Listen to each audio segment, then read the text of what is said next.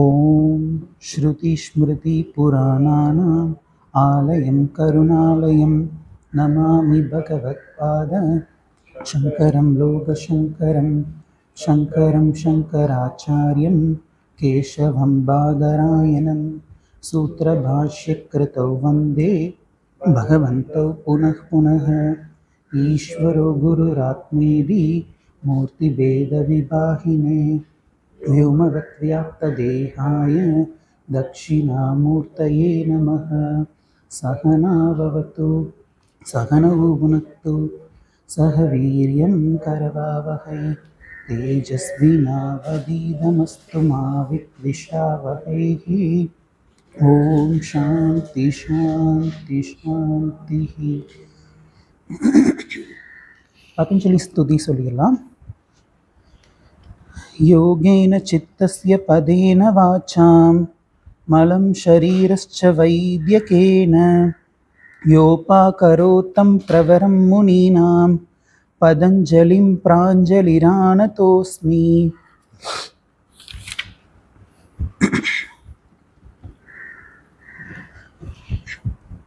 பதஞ்சலி யோக சூத்திரம் நம்ம பார்த்துட்ருக்கோம். இது வரைக்கும் நம்ம 14 சூத்திரங்களை பார்த்துருக்கோம். அதனுடைய சுருக்கத்தை நம்ம பார்த்துட்டு அதுக்கப்புறமா மேற்கொண்டு என்ன சொல்கிறார் அப்படிங்கிறத பார்க்கலாம். ஃபஸ்ட்டு முதல் சூத்திரத்தில் பதஞ்சலி முனிவர் என்ன சொன்னார் அப்படின்னா, சப்ஜெக்ட் மேட்டர், இந்த யோக சூத்திரம் எதை பற்றியது அப்படிங்கிறத சொன்னார். எதை பற்றியது? யோகத்தை பற்றியது. அப்போது அத யோகானு சாசனம், யோகத்தை பற்றிய விசாரமானது ஆரம்பமாகின்றது அப்படின்னு சொன்னார். அடுத்து 2வது சூத்திரத்தில் அந்த யோக அப்படின்னா என்ன அதை டிஃபைன் பண்ணார். யோக அப்படிங்கிறது யோக சித்த விருத்தி நிரோதக, சித்த விருத்திகளை நிரோதம் செய்வது யோகம் ஆகும் அப்படின்னார். அப்போ இதுதான் இந்த பதஞ்சலி யோக சூத்திரத்தினுடைய மிக முக்கியமான சூத்திரமாக சொல்லப்படுது. ஏன் அப்படின்னா இந்த சூத்திரத்தினுடைய விளக்கம் தான் மற்ற எல்லா சூத்திரங்களும். அப்போ இதில் 2 விஷயங்கள் வருது. ஒன்று சித்தவருத்திகள், இன்னொன்று நிரோதம். சித்தவருத்திகள் அப்படின்னா மனதில் தோன்றக்கூடிய எண்ணங்கள். நிரோதம் அப்படின்னா அந்த எண்ணங்களை ஒழுங்குபடுத்துதல், முறைப்படுத்துதல் அப்படி சொல்லலாம். நம்ம இன்னொரு கோணத்துலேயும் சொல்லலாம், மனதை சத்துவ பிரதான மனமாக மாற்றுதல் அப்படின்னு சொல்லலாம். சரி, அப்படி மாற்றினா என்ன பெனிஃபிட்டு, அப்படி மாற்றல்னா என்ன பிரச்சனை, அதை 3வது மற்றும் 4வது சூத்திரங்களில் சொன்னார். அதை சொல்லிட்டு இப்போ இதை விரிவாக விளக்கணும் இல்லையா. சித்தவருத்திகள் அப்புறம் நிரோதம். அதில் ஃபஸ்ட்டு சித்தவருத்திகள்னா என்ன, அதை 5வது சூத்திரத்தில் சொன்னார். அதில் என்ன சொன்னார் அப்படின்னா, எண்ணங்களை நம்ம சாதாரணமாக நல்ல எண்ணங்கள் தீய எண்ணங்கள் சொல்லுவோம். அந்த எண்ணங்களை 5ஆக பிரித்தார். 5 வகையான எண்ணங்கள் உண்டு அப்படின்னு சொல்லி 5வது சூத்திரத்தில் சொன்னார். 6வது சூத்திரத்தில் அந்த 5 விதமான எண்ணங்கள் என்னென்ன அப்படிங்கிற அந்த நேம் லிஸ்ட் அதில் சொன்னார். அதை சொல்லிட்டு 7வது சூத்திரம் தொடங்கி 7, 8, 9, 10, 11 இந்த 5 சூத்திரங்கள்லையும் ஒவ்வொரு எண்ணங்களையும் விளக்கினார். ஒவ்வொரு சித்தவருத்தியும் என்ன என்ன அப்படிங்கிறத விளக்கினார். அதோட சித்தவருத்திகள்னா என்ன அப்படிங்கிறத நிறைவு செய்தார். அதுக்கப்புறமா பேலன்ஸ் என்ன இருக்குது, நிரோதம், ஒழுங்குபடுத்துதல். இந்த ஒழுங்குபடுத்துதல்னா என்ன, எப்படி ஒழுங்குபடுத்துறது அப்படிங்கிறத அடுத்த சூத்திரத்தில் சொன்னார். என்ன சொன்னார்? இது மிக முக்கியமான சூத்திரம். அபியாச வைராகியாபியாம் தன்னிரோதக அப்படின்னு சொன்னார். அதாவது அபியாசத்தினாலும் பயிற்சியினாலும் பிறகு வைராகியத்தினாலும் நம்முடைய மனதை ஒழுங்குபடுத்தலாம் அப்படின்னு சொன்னார். அப்போ இதுலேயே 2 விஷயம் வந்துருச்சு. என்னது? ஒன்று பயிற்சி அபியாசம், அடுத்தது வைராகியம். 2 விஷயங்கள் வந்துருச்சு. இதில் பயிற்சினா என்ன, அது 2 சூத்திரங்களில் சொன்னார். 13, 14 அதை சொல்லி முடிச்சிட்டார். அதுக்கப்புறம் பேலன்ஸ் என்ன இருக்குது, வைராகியம். அப்போ நம்ம இப்போ பார்க்க போகிறது வைராகியம்னா என்ன அப்படிங்கிறத பார்க்க போகிறோம். சூத்திரத்தில் பதஞ்சலி முனிவர் என்ன சொல்கிறார் அப்படிங்கிறத பார்க்கறதுக்கு முன்னாடி வைராகியத்தை குறித்த பொதுவான சில கருத்துக்களை நம்ம பார்த்துட்டு அதுக்கப்புறமா சூத்திரத்துக்கு போகலாம். வைராகியம் இதுக்கு என்ன பொருள் நம்ம வந்து நிறைய வார்த்தைகளுக்கு, சமஸ்கிருத வார்த்தைகளுக்கு வந்து தவறான அர்த்தங்கள் கொடுத்து வச்சுருக்கோம். அதில் ஒன்று இந்த வைராக்கியம். கொஞ்ச நாளுக்கு முன்னாடி நம்ம அன்பர்களில் சில பேர் நாங்கள்லாம் சேர்ந்து ஒரு பக்கம் போயிருந்தோம். அப்படி போயிருந்தப்போ அங்கே வெளியே நின்று 2 பேர் பேசிக்கிட்டு இருக்காங்க. நம்ம டீமில் இருக்கக்கூடியவங்க 2 பேர் பேசிக்கிட்டு இருக்காங்க. என்ன சொல்கிறாங்க அப்படின்னா, இந்த புருஷார்த்தங்கள் இருக்குல்லையே, தர்ம அர்த்த காம மோட்சம், இதை பற்றி பேசிக்கிட்டு இருக்காங்க. அப்போ அவர் வந்து காம அப்படின்னா என்னன்னு தெரியுமா அப்படின்னு சொல்கிறார். அது சொல்லிட்டு அதுக்கப்புறம் சிதாபாசன் அதை பற்றி சொல்கிறார். ஆபாசம்னா என்னன்னு தெரியுமா? பக்கத்தில் நிற்கிறவங்க ஒரு மாதிரி பார்க்குறாங்க, இவங்க என்ன ஒரே அசிங்கமாக பேசிகிட்டு இருக்காங்க அப்படின்னு சொல்லி. காம ஆபாசம் அது இதுன்னு சொல்லி. அப்போ இதுக்கெல்லாம் வந்து வெளியே வெவ்வேறு அர்த்தங்கள் இருக்குது. அந்த மாதிரி இந்த வைராக்கியத்துக்கும் ஒரு அர்த்தம் இருக்குது, பிடிவாதம் அப்படின்னு சொல்லி. ஆனால் சரியான அர்த்தம் என்ன அப்படின்னா, பிடிவாதத்துக்கு ஆப்போசிட், அதுதான் சரியான அர்த்தம். அப்போ என்ன அர்த்தம் அப்படின்னா, தெரிஞ்சிருக்கும் உங்களில் பல பேருக்கு, பற்றின்மை அப்படின்னு சொல்கிறோம். பற்றின்மைனா என்ன? ஆசையின்மை. சரி, ஆசை இல்லாமல் எப்படி இருக்க முடியும்? இது சொன்னதுமே நமக்கு இப்படி ஒரு கேள்வி வரும் இல்லையா, எங்க ஆசை இல்லாமல் இருக்க சொல்கிறீங்களா, அது எப்படிங்க முடியும்? சில பேர் வந்து ரொம்ப இன்டெலிஜென்ட் மாதிரி கேள்வி கேட்பாங்க. எங்கள் ஆசை இல்லாமல் இருக்கணுங்கிறது கூட ஒரு ஆசை தானுங்க அப்படின்னு சொல்லி கேட்பாங்க. அதாவது இவங்க மட்டும்தான் இப்படியெல்லாம் யோசிக்கிறாங்களாமா. இதை பற்றி சொன்னவங்களாம் இதெல்லாம் யோசிச்சிருக்கவே மாட்டாங்களா? அப்போது நம்ம கூட சொல்லலாம், இப்போது நான் வந்து கார் வாங்கணும்னு ஆசைப்பட்டேன். இது நாள் வரைக்கும் நான் வந்து இங்கே வந்துட்டு போகிறதுக்கு வந்து பஸ்ஸில் வரணும், ரொம்ப சிரமப்பட்டேன். இப்போ வந்து நான் கார் வாங்கிட்டேன். கார் வாங்கணும்னு ஆசைப்பட்டதுனால இன்றைக்கி எனக்கு வந்து எப்போ நான் நினச்சாலும் இங்கே வர முடியுது. எப்போ வந்து நான் குருஜியை பார்க்கணும் அப்படின்னாலும் என்னால் வர முடியுது. இப்போ நான் என்ன மோசம் போனேன்? ஆசைப்பட்டதுனால எனக்கு நல்லது தான் நடந்திருக்கு. அதே மாதிரி ஒரு 6 மாதத்துக்கு முன்னாடி இல்லை 1 வருஷத்துக்கு முன்னாடி நகையோட விலை எவ்வளோ? ஒரு பவுன் 56,000 6 மாதத்துக்கு முன்னாடி. 1 வருஷத்துக்கு முன்னாடி அதை விட கம்மியாக இருந்திருக்கும். இன்றைக்கி வந்து 1 லட்சம். இப்போ 1 வருஷத்துக்கு முன்னாடி ஒருத்தங்க வந்து ஒரு 10 பவுன் நகை வாங்கியிருந்தாங்கன்னா இப்போ அதனுடைய ரேட் வந்து எங்கேயோ போயிடுச்சு, டபுள் மடங்கு ஆயிடுச்சு. இப்போ இந்த லாபம் எல்லாம் வந்து இவங்க ஆசைப்பட்டதுனால தானே கிடச்சது. இப்போ ஆசைப்பட்டதுனால என்ன மோசம்? இந்த மாதிரி நமக்கு தோணலாம் இல்லையா? அப்போ இதை வந்து நம்ம சரியாக புரிஞ்சுக்கணும். இப்போ நம்ம என்ன சொல்கிறோம் அப்படின்னா, நீ சொல்கிற மாதிரி கிடையாதுப்பா. இந்த வைராக்கியம், ஆசையின்மை, பற்றின்மைங்கிறது என்ன அப்படின்னா, நீ அனுபவிக்கக்கூடிய விஷயங்கள், பார்க்காத எந்த விஷயமாக இருந்தாலுமே அதனுடைய யதார்த்தம் அப்படின்னு சொல்லி ஒன்று இருக்கும் இல்லையா, அந்த யதார்த்தத்தை புரிஞ்சுட்டு நீ அனுபவிக்கணும். இப்போ உதாரணத்துக்கு ஒரு மகான் ஒருத்தர் இருந்தார், சித்பவானந்தர் அப்படின்னு சொல்லி. நம்ம குரு பரம்பரையில் அவரை வந்து ரொம்ப மதிப்பாங்க. அந்த ஆச்சாரியார் ராமகிருஷ்ண மடத்தில் இருந்தவர். மகாபாரதம், ராமாயணம் இதெல்லாம் எழுதியிருக்கார். அவருடைய பகவத்கீதை வந்து ரொம்ப ஃபேமஸானது தமிழில். அவர் வந்து ஒரு பக்தருக்கு ஒரு கிஃப்ட் ஒன்று கொடுத்துருக்கார். அவரும் வாங்கிட்டு போய் பத்திரமா வச்சுருக்கார். இப்போ நம்ம குருஜி நமக்கு ஒரு கிஃப்ட் கொடுக்குறார் அப்படின்னா நம்ம அதை எப்படி வச்சுக்குவோம்? நல்லா பாதுகாப்பாக பத்திரமா வச்சுக்குவோம் இல்லையா? அந்த மாதிரி இவரும் வந்து பத்திரமா வச்சுட்டு இருந்திருக்கார். ஒரு நாள் என்ன ஆச்சு, தொலைஞ்சு போயிடுச்சு. அப்புறம் போய் அந்த சாமிகிட்ட போய் சொல்லியிருக்கார், சுவாமி நீங்கள் கொடுத்த அந்த கிஃப்டை வந்து நான் தொலைச்சிட்டேன். இதிலேருந்து நான் என்ன கற்றுக்கணும், என்ன தெரிஞ்சுக்கிறது, நான் கற்றுக்க வேண்டிய பாடம் என்ன அப்படின்னு கேட்குறேன். சாமி கொடுத்தாலும் தொலையுங்கிறத தெரிஞ்சுக்கோ அப்படின்னார். அப்போது நம்ம என்னன்னா, சில பொருள்கள் வந்து அதனுடைய யதார்த்தம் அப்படின்னு சொல்லி ஒன்று இருக்கும். அந்த யதார்த்தத்தையும் மீறிய சில விஷயங்களை நம்ம எதிர்பார்க்கிறோம்.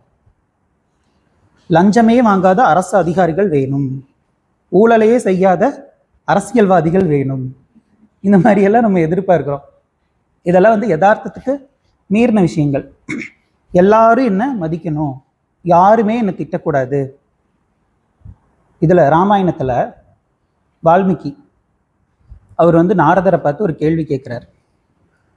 சில நற்குணங்களை எல்லாம் வந்து லிஸ்ட் அவுட் பண்ணி, இந்த மாதிரி நற்குணங்களுடன் கூடியவர் இந்த காலத்தில் யாராச்சும் இருக்காங்களா? எந்த காலத்தில்? ராமர் காலத்தில். இதை கேள்விப்படும்போது நமக்கு அப்பாடா அப்படின்ட்டு இருக்கும். ராமர் காலத்திலேயே இப்படி கேள்வி கேட்டிருக்காங்க. இப்போ அந்த மாதிரி வந்து அவர் கேட்கும்போது அவர் என்ன சொல்கிறார் அப்படின்னா, இன்னும் சில நல்ல குணங்களை எல்லாம் வந்து லிஸ்ட் அவுட் பண்ணி, இப்படிப்பட்டவர் ஒருத்தர் இருக்கிறார் அப்படின்னு சொல்லி ஒரே ஒருத்தர் வந்து சொல்கிறார். யார் அப்படின்னா ராமர். இப்போது இதன்படி பார்க்கும்போது ராமர் வந்து எப்படிப்பட்டவர்? 100% பர்ஃபெக்ட். 100% பர்ஃபெக்டாக இருந்தாலுமே அவரை இன்னைக்கும் திட்டுறவங்க இருக்கத்தானே செய்கிறாங்க. ராமரை இன்னைக்கு வரைக்கும் திட்டிட்டு தான் இருக்காங்க. ராமர் வந்து எல்லார் மேலேயும் அன்பாக இருப்பார். ஆனால் ராமரை திட்டுறவங்க இன்னைக்கும் இருக்காங்க. அப்போ நம்மளாம் ஏமாத்துறோம். அப்போ உலகம் இப்படி தான் இருக்கும். உலகத்தினுடைய யதார்த்தம் இதுதான். அப்போ இந்த மாதிரி யதார்த்தத்தை புரிஞ்சுக்கிறதுக்கு பேர் வந்து நம்ம என்ன சொல்கிறோம் அப்படின்னா விவேகம் அப்படின்னு சொல்கிறோம். ஒரு பொருள், ஒரு விஷயம் இருக்குது அப்படின்னா அதனுடைய யதார்த்தம் என்ன அப்படிங்கிறத புரிஞ்சுக்கணும். அதைத்தான் நம்ம வந்து விவேகம் அப்படின்னு சொல்கிறோம். இந்த தர்க்க சாஸ்திரம் இதில் வந்து ஞானம் இதுக்கு வந்து என்ன டெஃபினிஷன் கொடுக்குறாங்க அப்படின்னா, மனதில் தோன்றக்கூடிய எண்ணங்கள் அதுவே வந்து ஞானமாமா. இப்போ நம்ம மனசில் ஒரு விருத்தி உண்டாகுது அப்படின்னா ஏதோ ஒரு விஷயத்தை குறித்த விருத்தி தானே உண்டாகும், அது ஞானம் தானே இப்படி சொல்கிறாங்க. இப்போ இந்த ஞானத்தை வந்து ரெண்டாக பிரிக்கிறாங்க. ஒன்று யதார்த்த ஞானம், இன்னொன்று அயதார்த்த ஞானம். இப்படி வந்து ரெண்டாக பிரிக்கிறாங்க. யதார்த்த ஞானம் அப்படிங்கிறது என்னன்னா, உள்ளதை உள்ளபடி பார்த்தல். கயிறை கயிறாக பார்த்தால் அது யதார்த்த ஞானம், கயிறை பாம்பாக பார்த்தால் அது அயதார்த்த ஞானம். இப்படி சொன்னதுமே நமக்கு என்ன தோணும்னா, நான்லாம் வந்து உள்ளது உள்ளபடி தான் பார்த்துட்டு இருக்கேன்.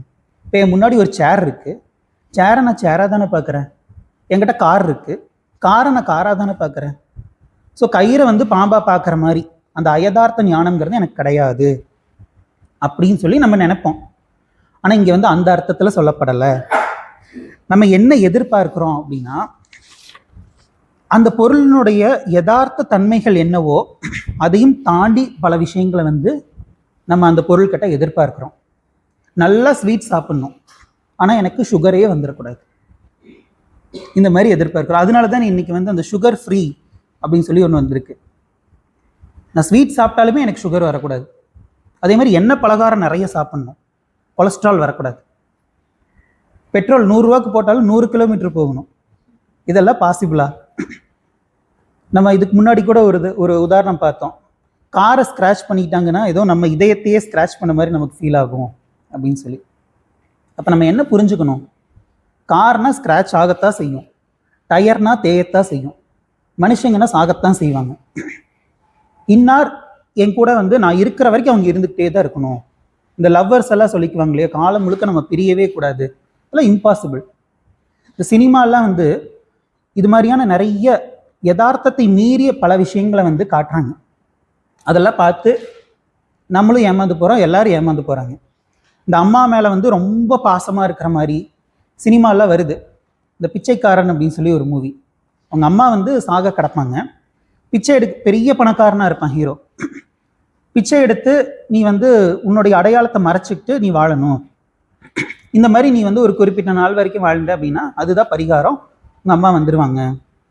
சரி, அப்படி காப்பாற்றினதுக்கப்புறம் அவங்க அம்மா வந்து சாகவே மாட்டாங்களா? மரணம்ங்கிறது வந்து இயற்கை. அப்போது அந்த இயற்கை நியதிகள் என்னவோ அந்த நியதிகளையும் மீறிய விஷயங்களை நம்ம எதிர்பார்த்துட்டு இருக்கோம். அந்த எதிர்பார்ப்பை விடணும். அப்போ உள்ளதை உள்ளபடி பார்க்கக்கூடிய அந்த விவேகமானது நமக்கு வரணும். அப்போ உள்ளது எப்படி இருக்கு, உள்ளதை உள்ளபடி பார்க்கணும் அப்படின்னா இந்த உள்ளதெல்லாம் எப்படி இருக்கு அப்படின்னு சொல்லும்போது தான் சாஸ்திரம் வந்து இந்த விவேகத்துக்கு என்ன டெஃபினிஷன் கொடுக்குது அப்படின்னா, நித்திய அனித்திய வஸ்து விவேகம் அப்படின்னு சொல்லுது. அதாவது விவேகத்துக்கான டெஃபினிஷன் எது நிலையானது எது நிலையற்றது என்பதை பற்றிய ஞானத்தை அடைதல் அப்படின்னு சொல்லுது. அப்போ எது நிலையற்றது அப்படின்னா, இந்த ஜகத்து நம்ம பார்க்கக்கூடிய இந்த உலகத்தில் இருக்கக்கூடிய அத்தனையுமே நிலையற்றது. இப்போ இதெல்லாம் நமக்கு ஏற்கனவே தெரியும். அதாவது நம்ம சாஸ்திரம் படிக்கிறோம் அப்படிங்கிற காரணத்தினால நமக்கு தெரியுது, ஆனால் படிக்கிறதுக்கு முன்னாடி கூட நமக்கு தெரிஞ்சிருக்கும். சில பேர் வாட்ஸ்அப்பில் ஸ்டேட்டஸ் எல்லாம் வைப்பாங்க, எதுவுமே நிரந்தரம் இல்லை இந்த உலகத்தில், இந்த மாதிரியெல்லாம் வந்து நம்ம பார்க்குறோம். சாதாரண ஆளுங்களே பேசுகிறாங்க. ஆனால் அப்படி தெரிஞ்சுமே விவகாரம் அப்படின்னு சொல்லி வரும்போது, டிரான்சாக்ஷன் அப்படின்னு சொல்லி வரும்போது நம்மளால் வந்து அந்த ஞானத்தோட டிரான்சாக்ஷனில் ஈடுபட முடியல. எல்லாம் நிலையற்றது. நான் வந்து 1 கிலோ தங்கம் கொடுக்குறேன், அதெல்லாம் நிலையற்றதுப்பா, எனக்கு வேண்டாம், இப்படி சொல்லுவீங்களா? சொல்ல மாட்டீங்க இல்லையா?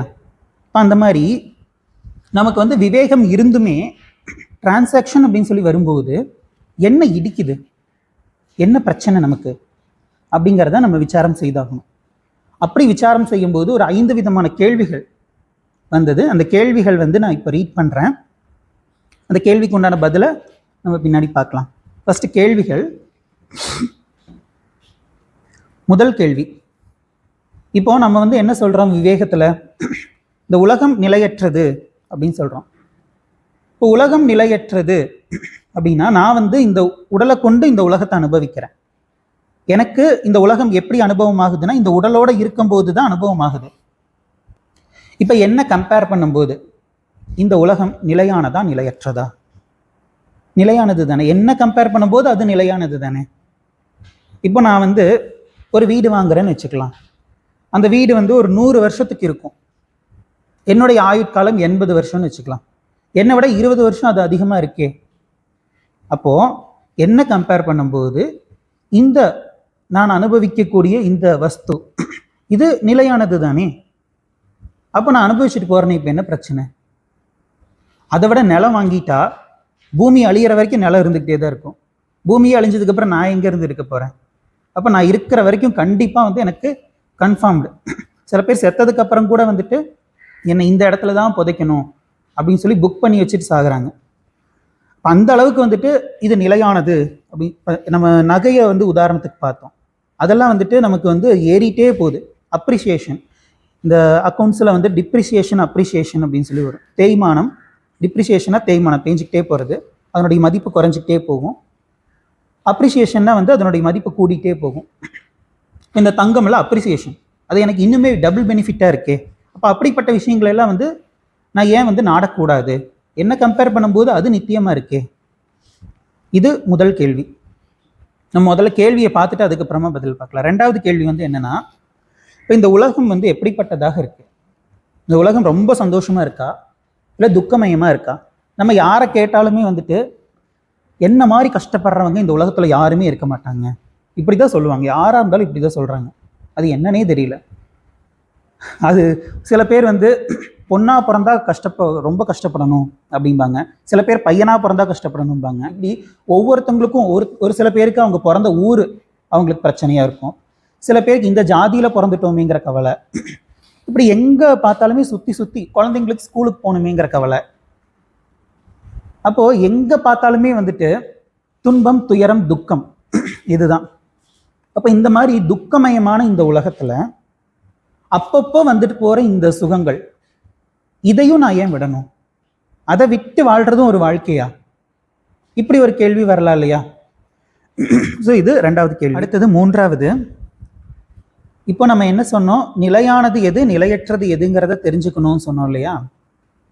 இப்போ நிலையானது அப்படின்னா என்னது? எப்பயுமே இருக்கக்கூடியது. நிலையற்றதுன்னா போகக்கூடியது. எப்பயுமே இருக்கிறத எப்போ வேணா பிடிச்சிக்கலாமே. போகக்கூடியது தான் நான் பிடிச்சி வச்சுக்கணும். இப்போ ஃபார் எக்ஸாம்பிள், இப்போ ஆஃபீஸில் ஒரு 10 நாள் லீவு கொடுத்துட்டாங்க. நம்ம என்ன பிளான் பண்ணியிருக்கோம்? ஃபேமிலியோட டைம் ஸ்பெண்ட் பண்ணணும் அப்படின்னு சொல்லி நம்ம ஐடியா பண்ணியிருக்கோம்னு வச்சுக்கலாம். இப்போ திடீர்னு ஒருத்தர் நான் உன்னை ஃப்ரீயாக யூஎஸ் கூட்டிகிட்டு போகிறேன், ஒரு 7 நாள் போயிட்டு வரலாமா அப்படின்னு சொல்லி கேட்குறாங்க. நம்ம ஏற்கனவே என்ன பிளான் பண்ணி வச்சுருந்தோம்? ஃபேமிலியோட டைம் ஸ்பெண்ட் பண்ணணும். ஆனால் இப்படி ஒரு சான்ஸ் வந்ததுமே நம்ம என்ன பண்ணுவோம்? இந்த சான்ஸை இப்போ விட்டோம் அப்படின்னா அவ்வளோதான். ஃபேமிலியோட நம்ம எப்பயுமே இருந்துட்டு தான் இருக்கோம். அதனால் இது எப்போ வேணாலும் நம்ம என்ஜாய் பண்ணிக்கலாம். ஆனால் அதை விட முடியாது. அப்போது அப்பப்போ வர சான்ஸு, அதை ஏற்கனவே முதல்ல நம்ம பார்த்தது என்னது? ரெண்டாவது கேள்வி துக்கமயமான உலகத்தில் போகிற அந்த சுகத்தை ஏன் விடணும்? மூணாவது என்னென்னா, இப்போ கேட்குற கேள்வி என்னென்னா, நிலையானது எப்பயுமே இருக்குமே, அப்போ நிலையற்றதை நான் ஏன் விடணும்? இது மூன்றாவது. அடுத்தது நாலாவது. சில பேர் சொல்லுவாங்க, எல்லாத்தையுமே அனுபவிச்சு தீக்கணும், அப்போதான் வைராக்கியம் வரும் அப்படின்னு சொல்லி. இப்போ உதாரணத்துக்கு எக்கனாமிக்ஸ், இதில் law of diminishing marginal utility அப்படின்னு சொல்லி ஒரு லா ஒன்று இருக்குது. அது சுலபமாக உங்களுக்கு புரிகிற மாதிரி சொல்லணும்னா, இப்போது இங்கே ஒரு 10 பேர் இருக்கீங்க. நான் ஒருத்தங்களுக்கு மட்டும் சாக்லேட் கொடுக்குறேன். என்ன பண்ணுறாங்க? அவங்க மொத்தத்தையும் சாப்பிட்றாங்க. சாப்பிட்டு முடித்த உடனே இன்னொரு சாக்லேட் கொடுக்குறேன். அவங்க என்ன பண்ணுறாங்க அப்படின்னா, பாதியை மட்டும் சாப்பிட்டு மீதியை மற்றவங்க எல்லாருக்கும் ஷேர் பண்ண சொல்லி கொடுத்துட்றாங்க. மூணாவதா மறுபடியும் சாக்லேட் கொடுக்குறாங்க சாப்பிட்டு முடிச்ச உடனே. அப்போ வந்து கால் பகுதி மட்டும் எடுத்துட்டு மீதியை எல்லாருக்கும் பிரித்து கொடுத்துட்றாங்க.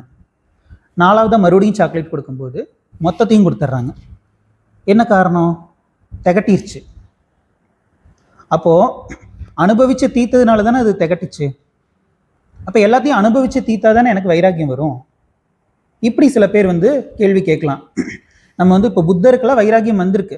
அவர் வந்து சாஸ்திரம் தான் நமக்கு எடுத்து சொல்லையே தவிர அவருக்கெல்லாம் வைராக்கியம் வந்துருச்சு. ஆனால் அவர் எப்படிப்பட்ட வாழ்க்கையை வாழ்ந்தார்? அவங்க அப்பா வந்துட்டு அவருக்கு துன்பம்னா என்னன்னே தெரியாத அளவுக்கு அவரை வந்து வளர்த்தார். அதே மாதிரி பட்டினத்தார் எடுத்துக்கலாம். அவர் வந்து பெரிய செல்வந்தர். இப்படியெல்லாம் வாழ்ந்ததுனால தானே இவங்கெல்லாம் வந்துட்டு இப்போ ஏற்பட்ட ஒரு பெரிய வைராகியம் ஆனாங்க. அப்போ எல்லாத்தையும் அனுபவித்து தீக்கணுமே, அதை ஏன் நீங்கள் வேண்டான்னு சொல்கிறீங்க? இது நாலாவது கேள்வி. அடுத்தது ஐந்தாவது, சில விஷயங்கள் அதை அனுபவிக்கும் போது இன்பமாக இருக்கும், ஆனால் வந்து ஃப்யூச்சரில் அது துயரத்தை கொடுக்கும். ஆனால் அது எப்படிப்பட்ட துயரத்தை கொடுக்குதோ அந்த துயரத்தினால எல்லாருமே பாதிக்கப்படுறது இல்லையே. இப்போ உதாரணத்துக்கு சொல்கிறதா இருந்தால், இப்போ விவேக சூடாமணி நம்ம செந்தில்ஜி எடுக்கும்போது ஒரு உதாரணம் சொன்னார். விவேகம் பற்றி சொல்லும்போது இந்த சிகரெட் பேக்கெட்லலாம் வந்துட்டு சிகரெட் பிடிக்கிறதுனால என்ன நோய் வரும் அப்படிங்கிறத அதில் வந்து போட்டிருப்பாங்க. ஆனால் அதை பார்த்துமே சிகரெட் பிடிக்கிறாங்களே அப்படின்னு சொல்லி அவர் கேட்டார். நம்மளும் வந்து இந்த சினிமா தேட்டர்லலாம் வந்து நம்ம பார்த்தோம், அப்படி டிவியில் கூட சினிமா ஏதாச்சும் மூவிஸ் போட்டாங்க அப்படின்னா ஸ்டார்டிங்கில் ஒரு ஃபேமஸான ஒரு விளம்பரம் வரும். என்னது? நான் தான் முகேஷ் அப்படின்னு சொல்லி ஒரு விளம்பரம் வரும். அப்போ அதில் என்ன சொல்லுவாங்க? கடைசியாக சிகரெட் பிடிச்சா இதுதான் கதி அப்படின்னு சொல்லுவாங்க. இப்போது நம்ம லைஃப்பில் எத்தனையோ பேரை பார்க்குறோம் சிகரெட் பிடிக்கிறவங்கள. அவங்க எல்லாரும் முகேஷ் மாதிரி ஆகிதான் செத்து போனாங்களா? கிடையாது. அப்போ அப்படி இருக்கும்போது அவனுக்கு அதில் ஒரு சந்தோஷம் இருக்குன்னா அதையும் அவன் அனுபவிக்கக்கூடாது? எப்படியோ ஒரு நாள் செத்து தான் போகணும். அது வந்து இந்த வியாதி வந்து தான் சாகணும்னு இருந்தால் நான் சாகிறேனே, இப்போ என்ன? நான் சின்ன வயசில் டைட்டானிக் மூவி, அது வந்து தமிழ் டப்டு வெர்ஷன் வந்து ஃபஸ்ட் டைம் டெலிகாஸ்ட் பண்ணுறாங்க டிவியில். அது பார்க்கும்போது சில பேர் வந்து அந்த கீழ் போர்ஷனில் வந்து இருக்காங்க. அப்போ ஒருத்தர் வந்து நீங்கள் இந்த வழியாக வந்து உங்களை காப்பாற்றலாம் அப்படின்னு சொல்லி ஒருத்தன் வந்து சொல்கிறான். அப்படி சொல்லும்போது இவங்க வந்துட்டு, நீ கிளம்பு, நாங்கள் எப்படியோ வந்து செத்துருவோன்னு எங்களுக்கு தெரிஞ்சிருச்சு அப்படின்னு சொல்லி சொல்லுவான். அப்போ என்னன்னா, இவங்களுக்கு தெரிஞ்சிருச்சு இப்போது இவங்க இருக்க போகிறது கொஞ்ச நாள் தான். அந்த கொஞ்ச நாளில் வந்துட்டு அவங்க வந்து ட்ரிங்க்ஸ் அடிக்கிறதுனால சாக போகிறது இல்லை. அப்போ ட்ரிங்க்ஸ் அடிச்சுட்டு செத்து போகிறனே, இப்போ என்ன பிரச்சனை? இந்த மாதிரி ஒரு கேள்வி வரலாம் இல்லையா? அப்போது 5 விதமான கேள்விகள் பார்த்துருக்கோம். சுருக்கமாக சொல்லிடுறேன். ஃபஸ்ட்டு வந்துட்டு, இந்த உடலை கம்பேர் பண்ணும்போது நான் அனுபவிக்கக்கூடிய இந்த உலகமானது நித்தியம்தான், அப்போ நான் அதை ஏன் விடணும்? ரெண்டாவது வந்துட்டு, துக்கமயமான இந்த உலகத்தில் அப்பப்போ கிடைக்கிற சந்தோஷத்தை நான் ஏன் விடணும்? மூணாவது வந்துட்டு, நிலையானது வந்து என்றைக்குமே இருக்கும், நிலையற்றது தான் வந்துட்டு மாறிட்டே இருக்கும், வந்து போகும், அதை நான் ஏன் விடணும்? அடுத்தது நாலாவது வந்துட்டு, எல்லாத்தையும் அனுபவித்து தீத்தா தான் வைராக்கியம் வரும், அப்போ நான் ஏன் அனுபவிக்க கூடாது? அஞ்சாவது வந்துட்டு, எல்லா துயரங்களும் எல்லா இன்பங்களும் வந்துட்டு சில இன்பங்கள் வந்து நமக்கு துயரத்தை கொடுக்குது, அதை நான் ஒத்துக்கிறேன். ஆனால் எல்லாருமே அதே துயரத்தினால பாதிக்கப்படுறது கிடையாது, அப்போ நான் ஏன் அந்த இன்பத்தை விடணும்? இது 5வது கேள்வி. இப்போ இந்த 5 கேள்விகளுக்கான பதில்களை நம்ம பார்க்க போகிறோம். இப்போ முதல் கேள்வி என்ன பார்த்தோம்?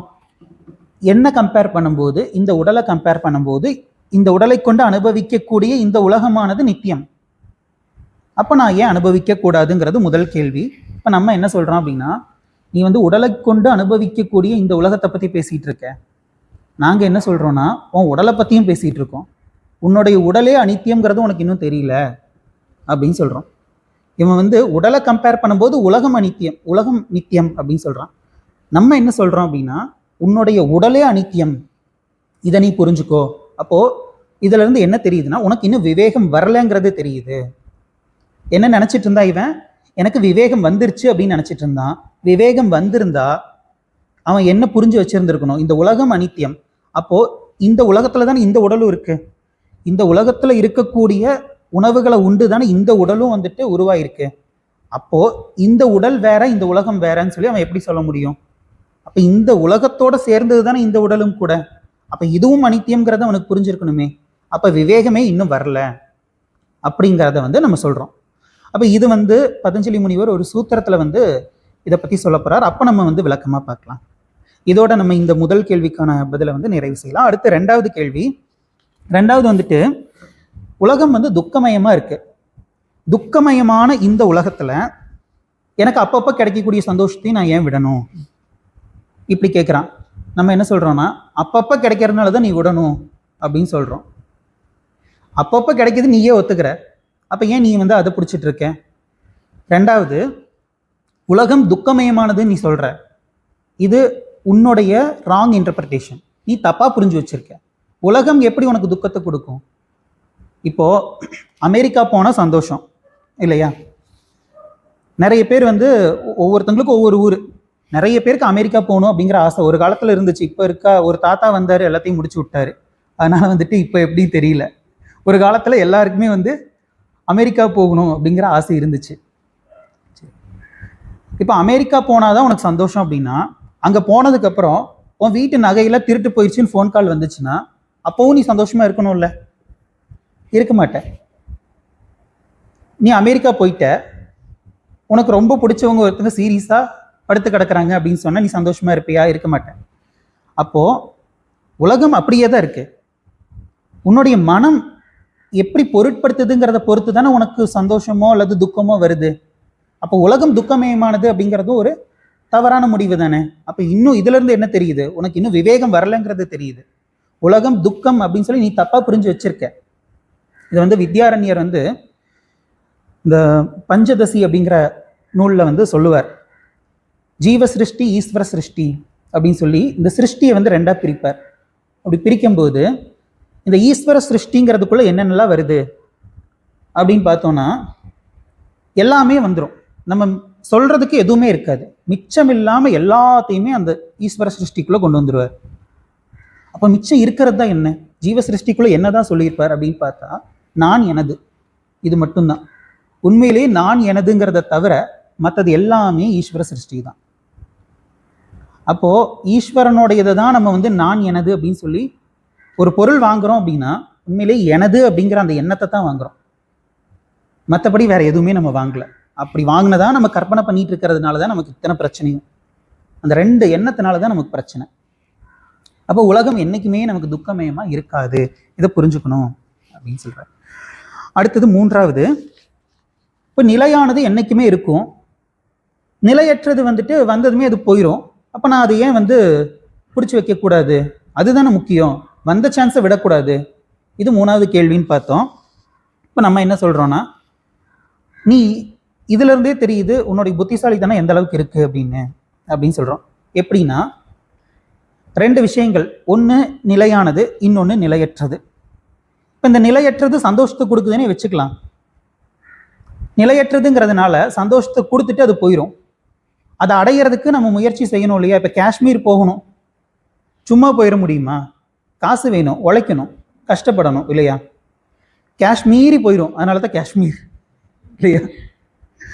அப்போது காஷ்மீர் போகணுன்னா சும்மா இல்லை, செலவு செய்யணும். சரி, செலவு செஞ்சு போயிட்டு வந்தாச்சு. மறுபடியும் இன்னொரு ஊருக்கு போகணுன்னா மறுபடியும் அதுக்கு தகுந்த முயற்சியை நம்ம செய்யணும் இல்லையா? கஷ்டப்படணும், எல்லாம் பண்ணியாகணும். இப்படி திரும்ப திரும்ப நம்முடைய முயற்சி எல்லாத்தையுமே வந்து இந்த நிலையற்ற விஷயத்தை அனுபவிக்கிறதுலையே நம்ம கொடுத்துட்டு இருக்கிறது புத்திசாலித்தனமா? இல்லை நிலையானது ஒன்று இருக்கு, அது என்னைக்குமே சந்தோஷத்தை கொடுத்துக்கிட்டே இருக்கும், அப்படி ஒரு பொருள் இருக்குன்னு சொல்கிறோம்.